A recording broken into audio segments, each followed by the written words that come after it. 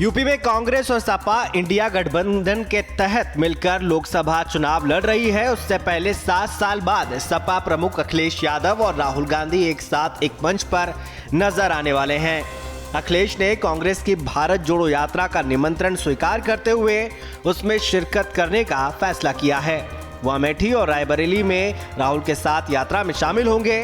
आपको बता दें कि अखिलेश यादव ने कुछ दिन पहले संकेत दिए थे कि वो राहुल गांधी की भारत जोड़ो न्याय यात्रा में शिरकत नहीं करेंगे। अखिलेश ने प्रेस कॉन्फ्रेंस के दौरान एक सवाल के जवाब में कहा था कि बीजेपी कांग्रेस अपने कार्यक्रम में हमें आमंत्रित नहीं करती है। समाजवादियों की अपनी अलग लड़ाई है। हमें कांग्रेस और बीजेपी अपने कार्यक्रम में नहीं बुलाएंगे। उन्हें यात्रा में शामिल होने का आमंत्रण नहीं मिला। तब कांग्रेस के यूपी अध्यक्ष अजय राय ने कहा था अखिलेश को निमंत्रण भेजा जा चुका है। साथ ही कांग्रेस प्रवक्ता जयराम रमेश ने कहा था कि रूट तय होने के बाद सहयोगी दलों को यात्रा के लिए सूचित किया जाएगा।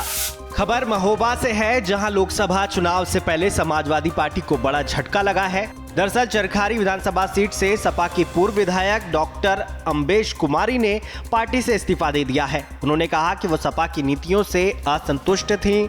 उन्होंने अपना इस्तीफा पार्टी के राष्ट्रीय अध्यक्ष अखिलेश यादव को भेजा है। साथ ही सपा से जिला पंचायत सदस्य उनके पुत्र मृत्युंजय प्रताप ने भी पार्टी से किनारा कर लिया है। चरखारी विधानसभा क्षेत्र से साल 2002 में सपा से विधायक रहीं डॉक्टर अम्बेश ने समाजवादी पार्टी की प्राथमिक सदस्यता और राष्ट्रीय कार्यकारिणी सदस्य पद सहित पार्टी से इस्तीफा दे दिया है। अयोध्या में रामलला की प्राण प्रतिष्ठा के बाद भक्तों का तांता लगा हुआ है। राम मंदिर का विधिवत उद्घाटन 22 जनवरी को हुआ था।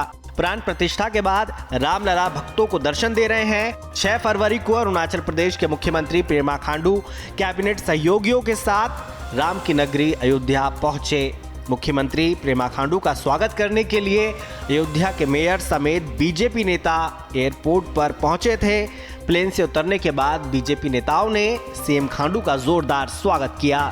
आज हमारे साथ में कुल मिला के हम लोग करीबन 70 लोग आए हैं अरुणाचल प्रदेश से श्री रामलला जी का दर्शन के लिए। हम सभी लोग काफी एक्साइटेड हैं और अयोध्या में आई थिंक पिछले 2 वर्ष पहले भी मैं यहाँ पे आया हूँ जब अपना राम जन्मभूमि राम मंदिर जो कंस्ट्रक्शन चल रहा था।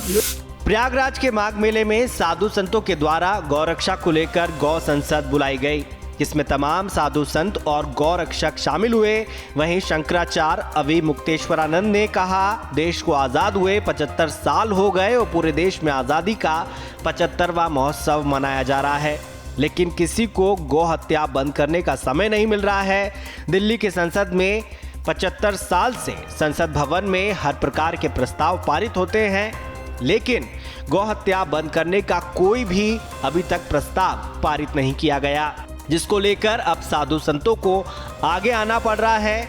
अवि मुक्तेश्वरानंद ने कहा कि अयोध्या में राम मंदिर तो बन गया है, लेकिन जब दूध पिलाने वाली गाय ही नहीं बचेगी तो दूध कौन पिएगा।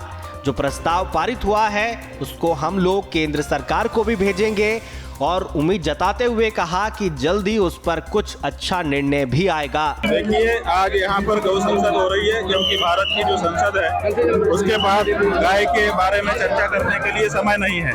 75 साल से भारत में संसद चल रही है। 75 साल से पहले से भारत के करोड़ों करोड़ लोग गौ हत्या बंदी चाहते हैं, गौ को सम्मान देना चाहते हैं। आज तक भारत की संसद ने पारित नहीं किया। इसीलिए अब संतों को और गौ भक्तों को संसद लगा करके गौ माता के बारे में चर्चा करनी पड़ रही है और निर्णय लेना पड़ रहा है।